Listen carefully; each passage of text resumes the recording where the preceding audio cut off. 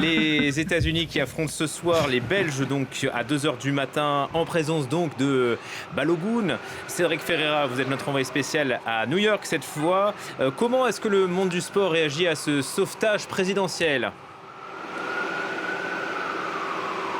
Eh bien, je vais faire le complément de ce que vient de nous expliquer Mathieu Mabin. Vous pouvez l'imaginer que le monde du sport a été absolument choqué, voire resté bouche bée devant une telle décision prise par la FIFA, puisqu'on rappelle quand même une règle très simple et qu'il vaut pour toutes les compétitions de football au monde. Quand un joueur est exclu avec un carton rouge, il est automatiquement suspendu pour le match suivant, d'au minimum un match.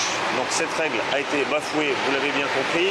Les premières réactions les plus virulentes, vous imaginez bien, c'est de la part des Belges, puisque le sélectionneur Rudy Garcia, en conférence de presse d'avant-match, a même estimé qu'il ne savait pas que c'était la journée du poisson d'avril, quand il a appris la levée de la suspension de Folarin Balogun. La fédération belge qui a fait appel ce lundi matin de la décision de la FIFA, donc. Je peux vous le dire, il y a très peu de chances que la fédération belge soit entendue à quelques heures à peine du coup d'envoi de cette rencontre. Mais tout de même, la fédération belge a exprimé son mécontentement, car clairement, il y a eu une rupture de l'équité sportive suite à cette décision. Mais les réactions, évidemment, vont bien plus loin que la Belgique. Il y a eu des réactions de la part de nombreux politiques en Europe. L'Union européenne a réagi pour dénoncer l'intrusion de la politique dans le sport. La secrétaire d'État allemande au sport a réagi. Le Premier ministre belge a ironisé sur cette décision. Le ministre belge des Affaires étrangères également a dénoncé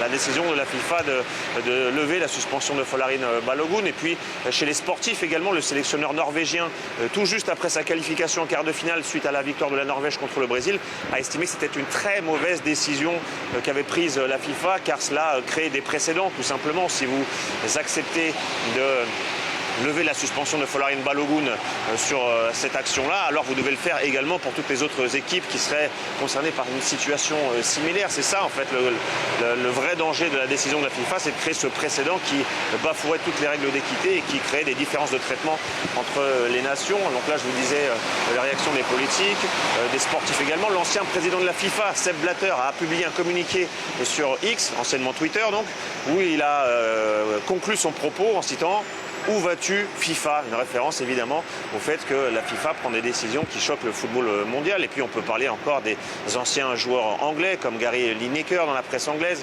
comme Jürgen Klopp, l'ancien manager de Liverpool, qui lui aussi a fustigé cette décision, qui a même accusé Trump et Infantino de ne rien connaître au football et de rester le plus loin possible du monde du football. Donc la presse étrangère, vous l'avez dit, italienne, qui a fait les gros titres ce matin, par exemple en Espagne, tous alignés sur le même sentiment d'injustice du fait qu'on crée un précédent en termes d'équité. Donc, et ça, c'est qu'un extrait évidemment des réactions internationales que je vous cite. Il y en a eu des milliers et ça va continuer jusqu'au coup d'envoi de cette rencontre. Alors, je vous laisse imaginer si Balogun effectivement marque un but contre la Belgique. Clairement, ça va ne faire qu'augmenter ses suspicions et surtout, en fait, le vrai point central, c'est cette rupture d'équité entre toutes les nations. Oui, il risque d'y avoir des huées ce soir dans le stade. Alors on me dit de remonter votre micro, s'il vous plaît Cédric, parce que vous êtes dans la rue, on vous entend très peu. Peut-être un mot du choc Portugal-Espagne ce soir à 21h heure de Paris. Bon là, ça nous promet du beau spectacle. Là, c'est un choc de génération entre Cristiano Ronaldo, 41 ans, qui dispute sa 6e Coupe du Monde, et Lamine Yamal, 18 ans, nouvelle star du football mondial, qui lui participe à son premier tournoi. Portugal-Espagne, c'est clairement une affiche digne d'une demi-finale, voire d'une finale, entre deux des nations favorites jusqu'ici. Deux nations qui avaient d'ailleurs eu une phase de groupe assez poussive, qui se sont ensuite repris. Le Portugal qui s'est qualifié après une victoire contre la Croatie au bout d'un match avec beaucoup de suspense. L'Espagnol avait largement disposé de l'Autriche, victoire 3-0.